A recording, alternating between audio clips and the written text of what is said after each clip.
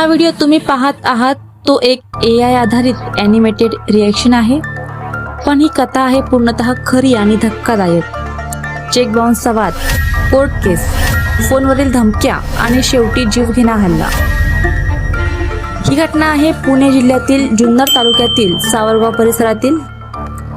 या प्रकरणात ऋषिकेश काळूराम भगत राहणार खानापूर सध्या नारायणगाव परिसर यांनी बाजीराव बापूराव पाबळे राहणार पाबळवाडी सावरगाव यांना आर्थिक व्यवहारात चेक दिले होते, मात्र हे चेक बाउन्स झाले।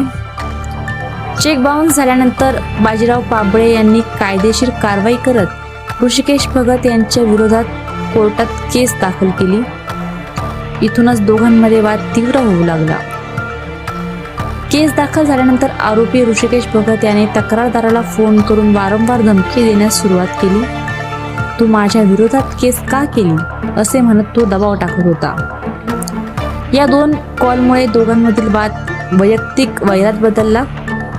त्यानंतर पाबळे यांनी भगत यांचा कॉल ब्लॅकलिस्टमध्ये टाकला वारंवार कॉल येत असल्यामुळे। आणि मग आला 9 एप्रिल 2026 दिवस, सायंकाळची वेळ। सावरगाव पाबळवाडी रोड परिसर। बाजीराव पाबळे दूध आणण्यासाठी घराबाहेर पडले होते। चोहंडी ओढ्याजवळ पोहोचताच अचानक ऋषिकेश भगत झुडपातून बाहेर आला आणि पहिला हल्ला दगड थेट डोक्यावर। त्यानंतर दुसरा दगड फेकून गंभीर हल्ला करण्यात आला। यानंतर आरोपीने चाकू काढला आणि बाजीराव पाबळे यांच्या डोक्यावर तसेच डाव्या बरगडीजवळ जीवघेणे वार केले। ते गंभीर जखमी होऊन रस्त्यावर कोसळले। थोड्या वेळाने ते जमिनीवर उठून पाहताच तर त्यांची गाडी त्यांच्या आजूबाजूला नव्हती।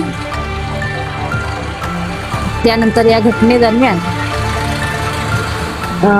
घटनेदरम्यान LDC पतसंस्था सावरगाव येथे काम करणारे प्रवीण हे त्या मार्गाने जात असताना घटनास्थळी पोहोचले। त्यांनी जखमी अवस्थेतील बाजीराव पाबळे यांना पाहून तत्काळ मदत केली आणि त्यांना सुरक्षितपणे घरी पोहोचवले। घरी पोहोचल्यानंतर परिस्थिती गंभीर असल्याने बाजीराव पाबळे यांच्या भावाने तत्काळ ॲम्ब्युलन्स बोलवली आणि ॲम्ब्युलन्सच्या मदतीने त्यांना रुग्णालयात दाखल करण्यात आले। या घटनेनंतर जुन्नर पोलिसांनी तात्काळ कारवाई करत ऋषिकेश काळूराम भगत यांना अटक केली आहे। पुढील तपास सुरू आहेत। एक चेक बाउन्स नंतर आर्थिक वाद, कोर्ट केस, फोनवरील धमक्या आणि शेवटी घडलेला जीवघेणा हल्ला। ही सावरगावची घटना आज संपूर्ण परिसरात चर्चेचा विषय बनली आहे आणि हा व्हिडिओ तुम्ही पाहत आहात तो एक AI आधारित ॲनिमेटेड रिॲक्शन आहे। प्रश्न एकच, वाद इतका टोकाला का जातो? तुमचं मत आम्हाला कमेंटमध्ये नक्की कळवा। धन्यवाद।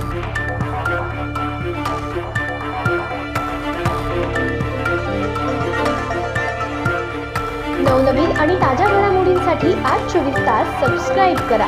त्याचबरोबर बेल आयकॉनवर क्लिक करा आणि मिळवा आमच्या बातम्यांच्या नोटिफिकेशन्स। तसेच आज 24 तासची प्रत्येक बातमी आपल्याला कशी वाटली हे कळवा, लाईक करून, कमेंट करून आणि आमच्या बातम्या शेअर सुद्धा करा।